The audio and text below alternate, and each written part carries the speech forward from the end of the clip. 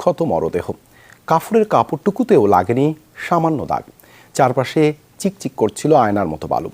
ঘটনাটি রংপুর মহানগরীর নবদিগঞ্জ গোদা শিমলা এলাকার। গ্যাসের সঞ্চালন লাইনের জন্য কবর স্থানান্তরের সময় এই বিরল ঘটনা। ইসলামী চিন্তাবিদদের মতে এটি অস্বাভাবিক কিছু নয়।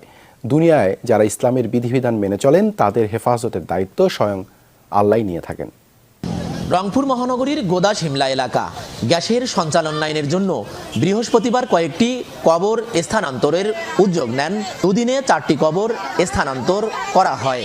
তবে অন্য আরেকটি কবর খুঁড়তেই ঘটে আশ্চর্যজনক ঘটনা। দেখা গেল অক্ষত অবস্থায় ধবধবে সাদা কাপড়ে মোড়ানো আছে লাশ।